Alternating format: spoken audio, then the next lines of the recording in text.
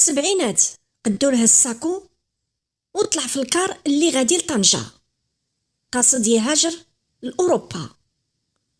تمكن قدور يلقى بلاصة حدا السرجم، ومن تما بدات الرحلة في الطريق. وتحديدا فاش وصل الكار لواحد المدينة بعيدة في وسط الجبال، طلعت واحد البنت وجلست حداه. كانت هادئة بزاف، سميتها منى. منى كانت جاية من واحد الدوار في قمم الأطلس، وجهها كانت مرسومة فيه البراءة ديال البادية وصبغاتو الشمس ديال الجبال بواحد السمرة زوينة، وعينيها فيهم واحد البصيص ديال الأمان. هي ما كانتش بحال قدور غادية تهاجر بلا رجعة، كانت تاجرة حرة شادة طريق سبتة باش تجيب السلعة وتعاود فيها البيع، هاكو باش تعاون والديها وتضمن قوت خوتها. ومع المسافة الطويلة ديال الطريق، قدور ومنى لقاو راسهم كيتعاودوا على هموم الزمان. كانت الهضره بيناتهم غاديه ومسافره مع منعرجات الطريق، كيتعاودوا على الصبر، على الاحلام المخبيه، وعلى كيفاش الوقت كيدوز صعيب، ولكن الامل في الله ديما كيبقى هو السند. غير وصل الكار لطنجة، بدات دقات القلب كتسارح. نزلوا كلهم من الكار وبقاو غاديين حتى وقفوا قدام الحاجز ديال البوليس، هذيك النقطه اللي كتقرر المصير ديالهم. تما طلبوا منهم يوريو الباسبورات ديالهم. منى بدم بارد ويقين جبدات ورقها اللي كانوا مقادين، حيت هي مولفه تمشي لسبته وعندها فيزا صحيحه ديال 3 سنين. البوليسي شاف فيها، طبع عليها وحل ليها الباب، داز منى بسلام ودخلت للمنطقه اللي ورا الحاجز، وبقات واقفه تما عينيها معلقين في الباب، كتسنى الخروج ديال القدور باش يكملوا طريقهم بجوج. ولكن الصدمه كانت قويه. قدور اللي كان كيشوف راسو في الضفه الاخرى وقف قدام البوليسي وبدا الخوف كيتسرب لقلبو. شافوا الوراق ديالو ولقوا فيهم واحد الخطا بسيط، وهذا الخطا كان كافي باش يسدوا عليه الباب. وفي ديك اللحظه تحول الحلم ديالو لكابوس حقيقي، وفي رمشه عين تهرس كل شيء. رجع قدور اللور بخطوات ثقيله، وقف في واحد القنت مصدوم ومحطم، وجهه كان صفر ما فهم والو. في الجهه الاخرى منى بقات مسمره في بلاصتها، كتشوف فيه والدموع محبوسين في عينيها. شحال وهي كتشوف فيه قلبها كيتحرق على هاد الشاب اللي يلا عرفاتو، ولكن حست بصدقه. بقات كتفكر واش تمشي لخدمتها او لا توقف معاه، حيت باين ما عارف ما يدير، اول مره كيجي لطنجة. واحد شويه قررت تضحي بكل شيء وترجع عنده.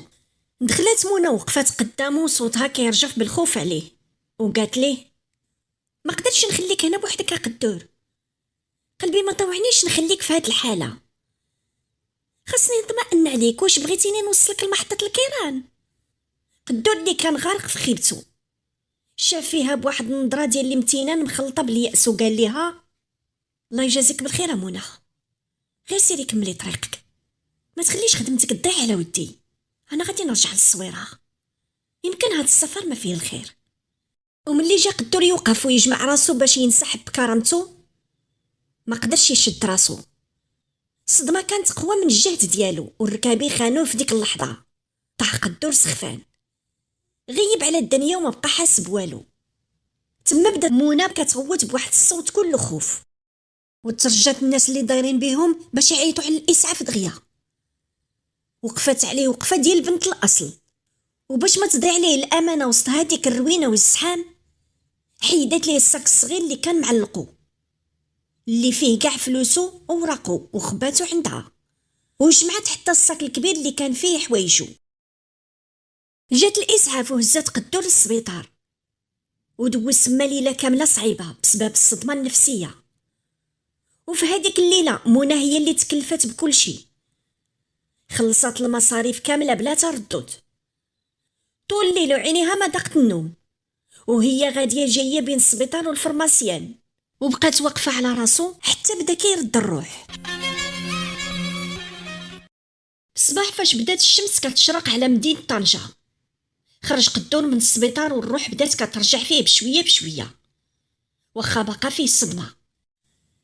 مشى هو ومنى لواحد المطعم شعبي باش يفطروا قبل ما يقصدوا محطه الكيران. ملي سالاو وقفت منى بكل ثقه وخلصات هي كاع داكشي اللي كلاو. اما قدور فبقى غير كيشوف فيها بواحد الحشمه، كان باغي يسولها فين ساكو فلوسو باش يخلص هو، ولكن خاف تفهمو غلط، وهو يالله شاف منها غير الخير والإحسان.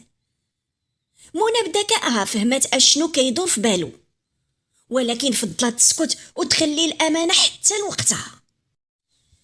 غير وصلوا للمحطه وباغيين يقطعوا وراقهم، دارت عنده منى ومدات ليه الصاك الكبير وقالت ليه بواحد الصوت فيه الصدق: ايوا دابا يا قدور هكا الصاك ديالك، راه لداخل كاين الصاك الصغير اللي فيه فلوسك وراقك وكاع المسائل ديالك، والله شاهد باللي ما حليتو ولا شفت شنو فيه. في ديك اللحظه قدور ما فرحش غير حيت فلوسو رجعوا ليه، بل فرح حيت ربي حط في طريقو هاد الامتحان باش يبين ليه المعدن الصافي ديال منى. قدور تاكد باللي منى بنت الاصل اللي كيقلب عليها شحال هادي. مد يدو الصاك وجبد 1000 درهم وقال ليها: الله يجزيك بالخير منى، عمرني ننسى لك هاد الخير. دابا شدي هاد الفلوس، عوضي بها فلوس السلعه اللي ضاعت لك بسببي، وسيري لخدمتك، وسمحي لي بزاف حيت عطلتك وشديتك معايا. شافت فيه منى بواحد النظره فيها القناعه وقالت ليه: اويلي يا قدور، والله ما ناخذ منها درهم، ربي هو اللي كتب عليا نتكلف بهاد العلاج، كيف ما كتب عليك انت تمرض هنا في طنجة، هادشي رزق وتدبيره من عند الله. جاوبها قدور وهو مستغرب: ولكن راكي خسرتي فلوس السلعه وراس المال منى. ردت عليه هي بواحد الهدوء: هانيه يا قدور، غادي نرجع لبلادي دابا حتى الشهر الجاي ان شاء الله، ويحن ربي ونرجع للسبته. ربي شاف شي حاجه حنا ما شفناهاش، وعسى ان تكرهوا شيئا وهو خير لكم. قدور بقى مبهوط، ما قدرش يتقبل باللي مازال كاين بحال هاد الناس معانا، وهكا قرر في هذيك اللحظه يخطب منى قبل ما تضيع منه. شاف فيها وقال ليها بصوت واثق: منى، واش تقبلي تزوجي بيا؟ الا قبلتي انا مستعد نمشي دابا معاك نخطبك من والديك. منى حضرات راسها بالحياة، والابتسامه المرسومه على وجهها كانت هي الجواب، وهكا قبلت تكون شريكة قدور في الحياه. وتما كانت البدايه الحقيقيه لواحد القصه اللي غتولي مثال في الصبر. تزوج قدور ومنى على سنه الله ورسوله، وقصدوا مدينه الصويره، تما بين الزناقي العريقه اللي ريحتها كلها تاريخ. بناو عشهم الصغير وبداو يبنيو حياتهم حجره بحجره. قدور نسى كاع ديك المراره ديال الهجره، ومنى حتى هي ما بقاتش محتاجه تضرب الطريق لسبته وتغامر في المعابر باش تجيب السلعه، حيت فكروا وقرروا باللي الرزق الحقيقي والكنز اللي ما كيفناش هو راحة البال واللقمه الحلال اللي كيجيبوها بعرق جبينهم. بناو عالمهم الخاص، عالم اللي واخا كان بسيط في المظهر ديالو، كان غني بالحب والتقدير والكلمه الطيبه. ودارت الايام ومرات السنين بحال البرق، حتى وصل قدور اليوم 60 عام. واخا ما عنده قصر وما عنده حساب كبير في البنك، ولكن عنده كنز اللي ما كيتشراش بالمال. عنده عائله متماسكه وحب كبير داير به من كل جهه، وسمعه طيبه كتسبقو فين ما مشى. اما لاله منى المراه الحره فهي الرفيقه الدائمه اللي ما كتفرقوش، كلشي الناس كيحترموها ويقدروها وكيشوفوا فيها المثال ديال الزوجه الصالحه.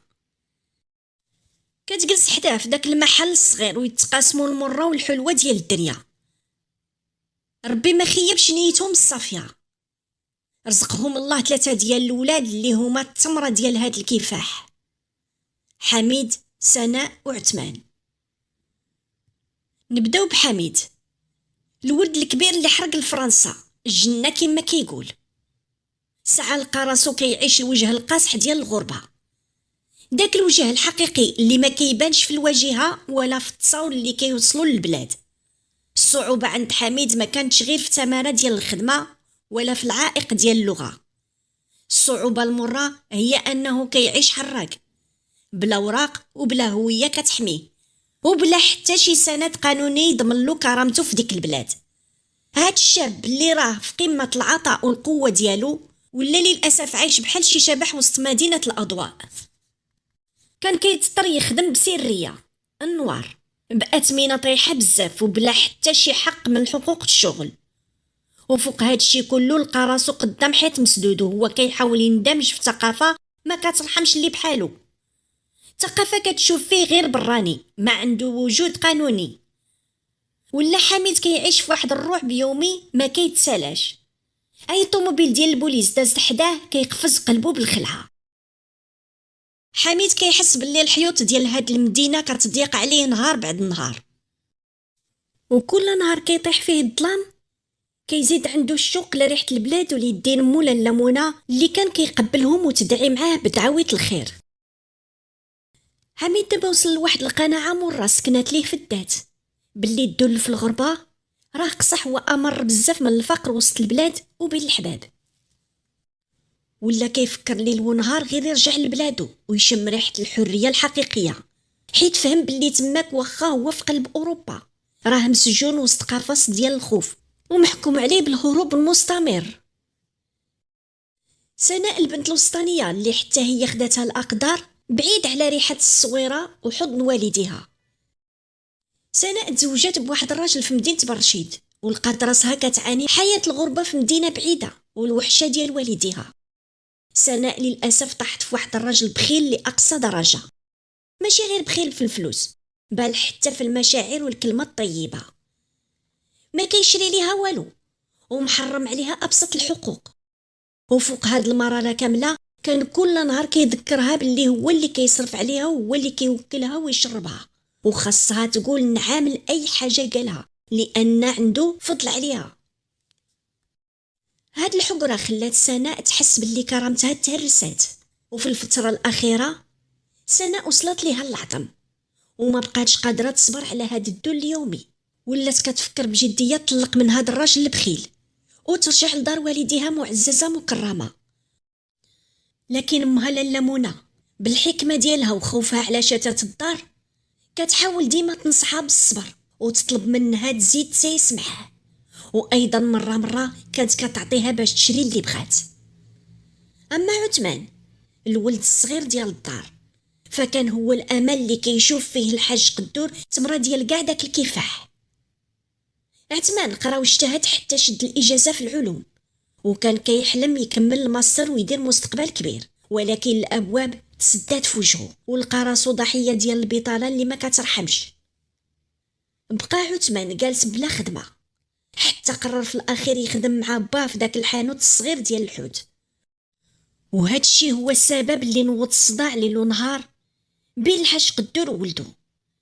الحاج قدور كان كيحلم يشوف ولده مهندس ولا استاذ، وفاش شاف ولده هاز الشطابه والماء وكيغسل السرديل حس بواحد اليأس كبير باللي الحلم ديالو فشل. عثمان من جهته كان كيحس بواحد النقص كبير، كيشوف باللي الشهاده ديالو ما عندها قيمه وباللي العمل الحر هو اللي غيسلكو، ولكن بطريقه عصريه ماشي بالطريقه ديال باه القديمه. هاد الاختلاف ديال العقليه خلق واحد النقاشات حاده. عثمان كان كيشوف الحانوت حقير وما كيوكلش طرف ديال الخبز في هاد الزمان، والحاج قدور كان كيجاوبو بالمنطق ديالو وكيقول له شوف ولدي، هاد المحل هو اللي رباكم وقراكم وهذه خدمه حلال وخاصك تعتز بها. الارباح في المحل بدات كتنقص والمنافسه ولات قويه بسبب المطاعم العصريه اللي بانوا حداه. عثمان كان كيشوف با كيتسلف من عند صحابو باش يغطي المصاريف، وكان كيحس بواحد الغصه في قلبه، ماشي حيت كيحن على باه وصافي، لكن حيت كان باغي يغير كل شيء بقوه واخا يكون هذاك التغيير على حساب الراحه ديال والديه. الوقت بدات كتدور على الحاج قدور، وداك المحل اللي كان معيشهم وساترهم ما بقاش كيجيب الارباح اللي كتكفي وتغطي المصاريف. الزمن تبدل والصويره حلات بيبان المطاعم جداد وعصريين اللي جابوا طرق جديده في تقديم الحوت وبديكورات كتجذب العين واثمنه كتفرح الكليان. وهذا الشيء خلى الزبائن القدام ديال الحاج قدور ينقصوا نهار بعد نهار حتى ولا المحل كيدوز ساعات وهو خاوي. هذا الوضع المادي الصعيب خلى الحاج قدور يطيح في واحد المراره عمرو ما تخيلها، ولا كيتضرب بزاف ديال المرات يتسلف من عند صحابو وجيرانو غير باش يكمل الشهر. وهذا السلف كان كيرهقو نفسيا بزاف حيت الراجل اللي مولف يعطي صعيب عليه يمد يديه. واخا الظروف قسات عليه الا ان لاله منى بقات هي المساند الرسمي ديالو. ما خلاتوش يحس بالقهرة بوحدو، بل جمرات على كتافها وبدات كتصوب حلويات بلديه في الدار وكتبيعهم باش تعاونو في المصروف وتخفف عليه الحمل. واخا هاد الصبر كله كانت لاله منى كتحس بواحد الخوف على المستقبل. كانت كتسول راسها في نصاصات الليل، واش غنقدروا نصبروا اكثر على هاد الظروف الصعيبه؟ وفين غادي بينا هاد السفينه وسط هاد الموج اللي ما كيرحمش؟ فواحد العشيه فاش بدات الشمس كتغرب، كان الحاج قدور جالس قدام المحل وحداه لاله منى. السكات كان هو سيد الموقف ونظراتهم لبعضهم كانت حزينه. في هذيك اللحظه دخل عليهم عثمان وبانت عليه واحد الجديه غريبه. وقف قدام باه وقال ليه بنبره وثقه: شوف با، بركه من هاد السكات، الزمان كيدور والوقت ما كيرحمش، وخاصنا ضروري نسيروا العصر. هاد المحل واخا فيه ذكرياتكم راه ما بقاش قد يواجه الوقت، خاصنا نغيروا فيه الديكور ونبدلوا الطريقه باش كنخدموا، وهكا نقدروا ننافسوا المطاعم اللي نبتوا بحال الفكي حدا المحل. الحاج قدور تنهد واحد تنهيده كبيره وشاف ولدو قال ليه بصوت فيه مراره العجز: ولدي، العين بصيره وليد قصيره، باش غنغيروه وباش غنبدلو؟ راك عارف الوضع، وحنا يلا كنتقاتلوا مع المصروف ديال النهار، ما عندناش الفلوس الكافيه لهاد المغامره. هنا عثمان قرب من باه وقال ليه: ما تخممش الوالد الفلوس، عندي صحابي ولاد الخير، غنتسلف من عندهم المبلغ اللي غيخصنا، غادي نصلحوا المحل ونغيروا الوجه ديالو، وملي تزيان الخدمه وتدخل الارباح غنردوا ليهم فلوسهم وحنا مبردين. هذيك اللحظه لاله منى نقبض قلبها وبداو عينيها يتغرغروا بالدموع وقطعتهم وهي كترجف وقالت: لا يا ولدي يا عثمان، السلف هم بالليل ودول بالنهار، ربي خلانا مستورين في هذا المحل، وخا القليل راه فيه البركه. خايفه يا ولدي هاد السلف يفرقش منا ونطيحوا في شي حفره ما نخرجوش منها. مسحت دموعها وكملت قالت: شوف ولدي، الرضا اهم من الفلوس، خلينا على حالنا ما تدخلناش في الصلاحات ديال الشيكات والديون. الحاج قدور حتى هو عارض في الاول، حيت تجاربه في الحياه علماتو باللي السلف مسموم، ولكن عثمان ما استسلمش، بقى يقنع فيهم وكيصور لهم المستقبل بالورود والزهور، وكيوعدهم باللي هذه هي الفرصه الاخيره باش ينقذوا المحل من الافلاس. وتحت الاصرار ديالو الكبير والحماس اللي كان كيشعل في عينيه، وافق الحاج قدور وهو متردد، وقبلت لاله منى وهي حاطه يديها على قلبها، على امل ان هاد الخطوه تكون هي نقطه التحول اللي غتخرجهم من الضيق، وما كانتش عارفه باللي هذه هي البدايه ديال النهايه. من بعد ما خدا الموافقه مشى عثمان عند صاحبو ياسين اللي كان كيبان ليه في ديك الساعه بحال خوه اللي ما ولاتلوش شمو. تفاهموا على السلف وياسين مد ليه الفلوس، ولكن بشرط واحد، قال ليه: شوف عثمان، 3 شهور خاص فلوسي ترجع، راك عارف حتى انا عندي التزامات مع الناس، ما تنساش عثمان، كون معايا راجل. عثمان اللي كان الحماس عامليه عينيه جاوبه بضحكه: هاني يا صاحبي، 3 شهور نرد لك فلوسك ونزيدك عليهم كادو، ديك الفتره غيكون المحل كيخرج الذهب، غير كون هاني. بدا عثمان كيغير في الديكور، جاب البنايه الصباغه والضوء، المحل تبدل وجهه كليا ولا كيلمح. عثمان كان خبى الحقيقه على دارهم، كان كيقول لوالديه باللي الامور غاديه مزيان وباللي الخلاص غيكون بالتقسيط ومريح، ما قالش ليهم باللي رقبته راه محطوطه تحت مقاس الشيكات ومده قصيره بزاف. دارت الايام بحال البرق وصلت 3 شهور، المحل واخا بدا كيتحرك، يالله كان كيرجع مصاريف السلعه والخدامه، ما كاينش باش يخلص الملايين ديال السلف. تما الوجه الحقيقي ديال ياسين الصديق اللي بحال خوه اللي ما ولدتلو شمو تبدل 180 درجه. كل نهار كيعيط في التليفون لعثمان ويهدد فيه ويقول ليه: الوقت سالا، عندك 3 ايام تجيب ليا فلوسي او لا ندفع الشيكات للبوليس. عثمان بقى كيرغب ويزاوق ويقول له: خسيتني شهر عافاك، راك شفتي الحاله، وحنا عليا صاحبي. لكن ياسين اللي كان قلبه من الحجر قال له: التجاره ما فيهاش الصدقه، انا نبهتك من الاول لكن انت غدرتي بيا. ايوا دابا بيناتنا القانون. في واحد الصباح اللي كان الحاج قدور ولا لامونه جالسين كيوجدوا المحل، دخلوا عليهم البوليس كيقلبوا على عثمان، وبلا كثرت الهضره قرقبوا عليه ولفوا يديه بالمينوط. والديه ما فهموا والو. لا لامونه بقات كتغوت وتقول لهم: ولدي مالكم عليه واش دار؟ اما الحاج قدور فوقف مبهوض، الدم حبس ليه في العروق. ايوا تما عرفوا المخبي، عثمان شدوه بسبب شيكات بدون رصيد، وما بالي خياليه ما يقدر عليها غير اللي عنده البنكه عامره. الحلم اللي وعدهم به عثمان تحول في لحظه لكابوس، والسر اللي خباه عليهم رجع بحال الخنجر ضربهم كاملين في دقه واحده. عثمان محبوس، والعائله لقات راسها قدام اكبر محنه، والسمعه ديال الحاج قدور اللي بناها هادي 40 عام ولات مهدده بسبب طيش ولدو وثقته العمياء في الصحاب. كانت هذه هي الصدمه اللي قسمت الظهر ديال العائله. الحاج قدور ولا اللمونه لقاو راسهم قدام حيط مسدود، والولد الصغير مشدود عند البوليس. تما بان الوجه الحقيقي ديال ياسين، دخل عندهم بصفات المنقذ وهو في راسو الخضر. وقف قدام الحاج قدور وقال ليه ببرودة دم: شوف الحاج، انا ما عندي غرض ولدك يتحبس، ولكن رزقي ما نسمحش فيه، حيت شرط عليه قبل ما نعطيه الفلوس يردهم ليا بعد 3 شهور، وهو قبل. المهم انا دابا عندي لك واحد الحل الا بغيتي تخرج ولدك. وقفات لمونة بالفرحه وقالت ليه: واخا ولدي الله يرضي عليك، اجلس وقول لينا شنو عندك. قال لها ياسين الغدار: بلا ما نجلس الشريفيه، انا غنقول 2 كلمات ونمشي في حالي. انا غنتنازل على الدعوه ونقطع هاد الشيكات، ولكن مقابل تكتبوا لي النص في المحل، ندخل شريك ونسير معاه، وهكا نضمن فلوسي.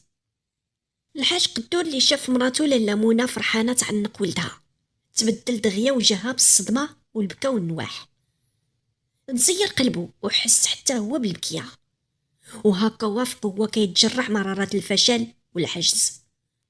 وقع الحاج قدور الشراكه مع ياسين الغدار، وهو كيحس باللي وقع على طرف من تاريخه اللي بناه بالعرق والنيه، وقع على خراب عائلته بيديه. ومن بعد هاد الحادثه النفسيه ديال الحاج قدور تهرسات، ومعها تدهورات الصحه ديالو بالزربه، ولا كيطلع ليه الطونسيون السكر، والضحكه غبرات من وجهه. فاش كيدخل المحل كيحس بالخنقه، حيت كيشوف ياسين جالس تما بحال الغراب كيتسنى الارباح، وهو اللي ضرب فيه تمرات 40 سنه. دوز عام كامل على هاد المحنه، عام اللي كان كله هم وتخمام. وفي واحد الليله من الليالي سكت قلب الحاج قدور، وهكا مشى الحاج وخلى لمونة في مواجهات مصير مجهول وصعيب، خلى وراه جرح كبير وعائله مشتته، ومضطرة تواجه الحياة مع الشريك الغدار ياسين اللي فرضوا عليهم عثمان بطيشو وثقته العمياء. مشى الحاج لدار الحق وخلى لمونة كتشوف في المحل وكتسائل: كيفاش غنديروا دابا مع هاد الوحش اللي ولا شريكنا في رزقنا؟ نجح هاد المشروع ولا هاد المطعم من اشهر المطاعم في المدينه بفضل المجهود ديال عثمان والخبره ديال ياسين في التسيير. تزوج عثمان بواحد البنت كانت خدامه عندهم في المطعم، وكانت كتشوف كل شيء اللي كيوقع في الغياب ديالو، خصوصا ان ياسين كان كيستغل الضعف ديال عثمان وقلة الخبره ديالو في المحاسبه. واحد النهار فاش كان جالس عثمان، جلسات حدا مراته عبله وقالت له: شوف عثمان، خاصك ترد البال، ياسين راه كيلعب من وراك، كنظن انه كيسرقك. ضحك عثمان وقال لها: ما تخافيش عبله، ياسين ما عرفنيش مزيان، من نهار توفى الوالد وانا كنراقبه راني كنوجد ليه واحد المفاجاه. عبله كانت خايفه من المواجهه، حيت ياسين كان حرايمي كيعرف كيفاش يخرج من المشاكل. داكشي علاش قالت ليه: عثمان، باش تسالي هاد المشاكل خاصك تنفصل على هاد ياسين، فكر يكون عندك مطعم ديالك بوحدك، ما تقول لي والو حتى تفاجئو. ابتسم عثمان وقال لها: هذا هو اللي كنفكر فيها عبله. عثمان بدا كيخدم بجد وكيجمع الفلوس بهدوء كما كيقولوا الدق والسكات. وبعد شهور من التعب والخدمه جمع عثمان مبلغ كبير. وفي واحد الاجتماع مع شريكو ياسين قال ليه: ياسين، خاصنا نديرو شي تحسينات في المطعم، نزيدو شي انواع ديال الماكله باش نجذبو زبائن جداد. قال له ياسين وهو كيستغرب: ولكن صاحبي ما عنديش الفلوس الكافيه دابا، راك عارف بنتي كتقرا في فرنسا وكاع الارباح اللي كناخد من المطعم كنصيفطها ليها. جاوبو عثمان بهدوء: ماشي مشكله صاحبي، انا غنتكلف بهاد التحسينات، غنخلص كلشي انا دابا، وغنبدا نقطع عليك من الارباح كل شهر حتى نرجع فلوسي. فرح ياسين بالعرض ووافق في ديك الساعه. وقع الاتفاق اللي قدموا ليه عثمان. وبعد 4 شهور من التحسينات ولا المطعم مشهور بزاف. ديك الساعه طلب عثمان من ياسين يرجع له الفلوس اللي كيتسالو. استغرب ياسين من الطلب ديال عثمان وقال ليه: ولكن صاحبي راه قلتي لي غنرجع لك الفلوس بالتقسيط كل شهر. جاوبو عثمان بن برقصها: انا ماشي صاحبك، نسيتي جرتي ليا في الماضي، دابا غتبع ليا النصيب ديالك في هذا المطعم ولا غندفع هاد الشيكات للمحكمه، وديك الساعه خلي بنتك تواجه المصير ديالها في الغربه. هكا شرا عثمان النصيب ديال ياسين، ولا النص ديال المطعم بسميتو والنص الاخر ديال الورثه.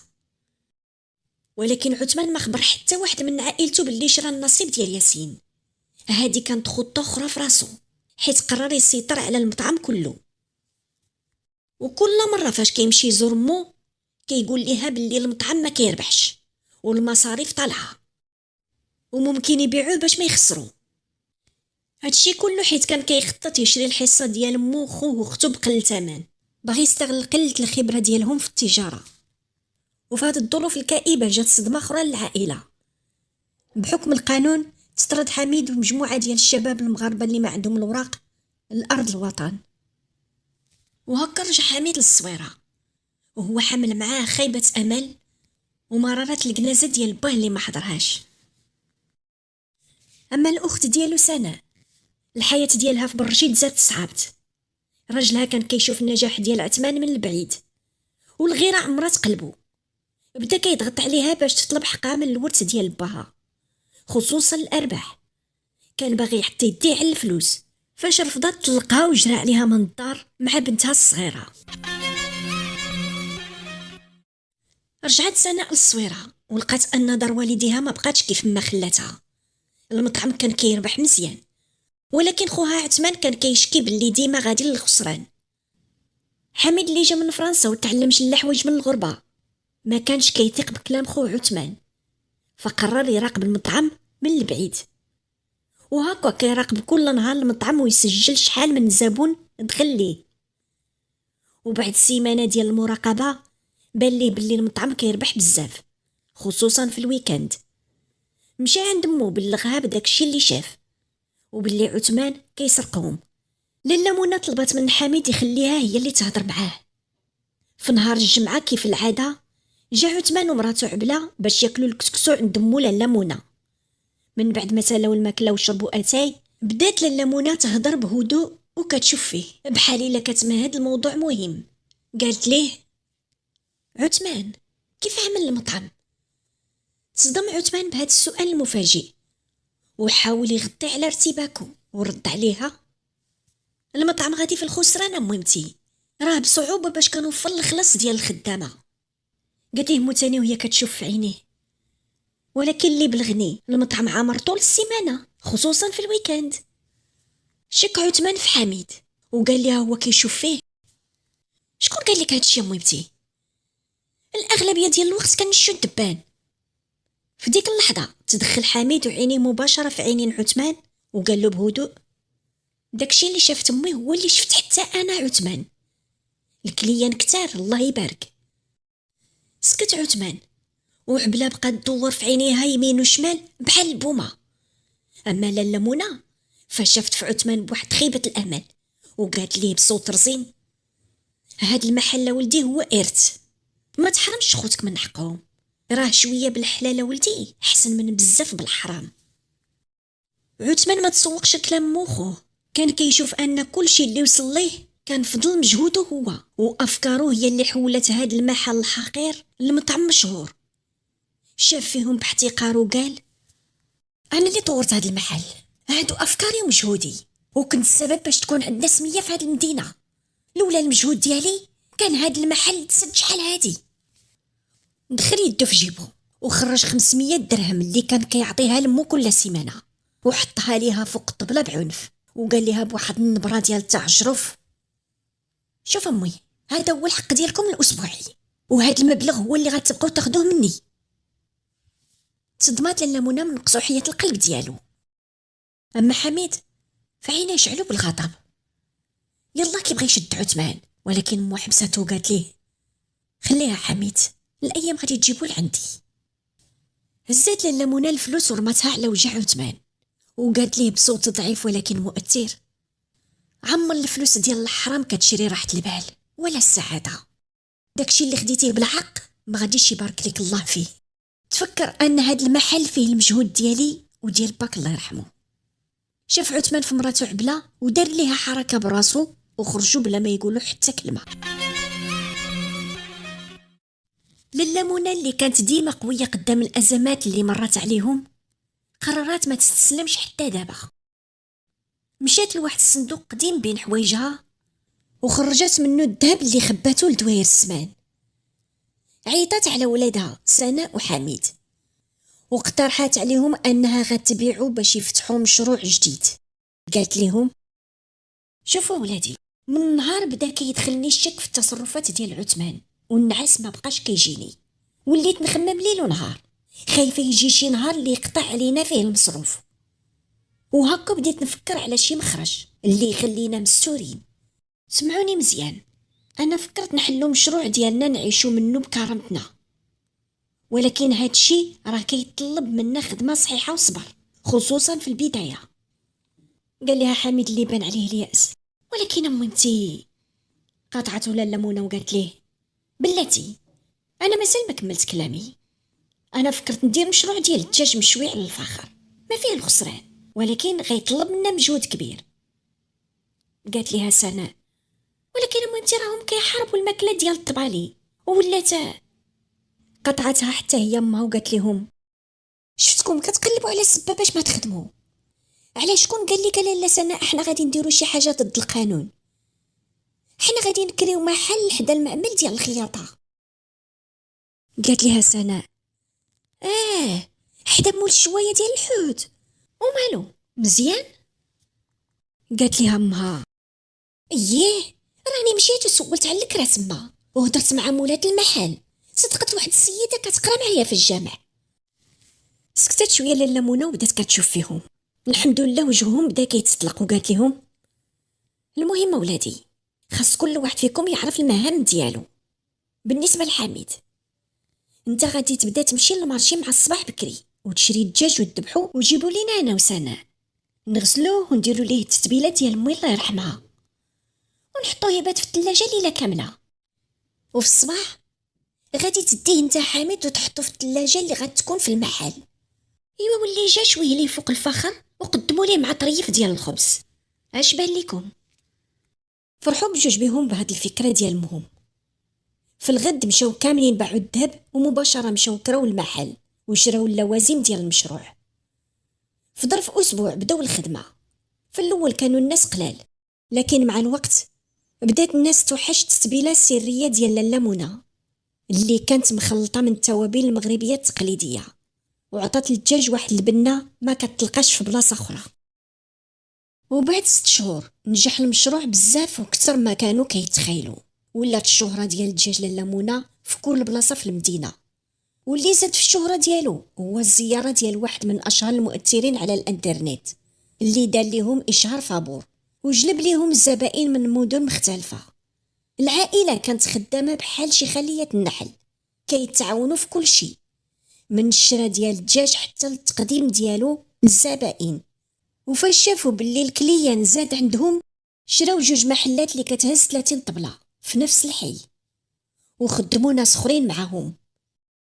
هاد النجاح جاب فضل الله سبحانه وتعالى في الوقت اللي عثمان ما بان ليه اثر من بعد المواجهه الاخيره مع منى، وحتى 500 درهم اللي كان كيعطيها ليهم كل اسبوع حبسها. واحد النهار لاله منى ما قدراتش تزيد تصبر على غياب ولدها عثمان، حيت ما بقاش كيسول ولا كيبان. قررت تمشي لعندو، ولكن فاش وصلت قدام المطعم تصدمات وبقات واقفه مبهوطه. لقات كل شي تبدل، الديكور والناس وحتى الوجوه، وهكا ما زعماتش تدخل تسول ودارت راجعه بقلب حزين.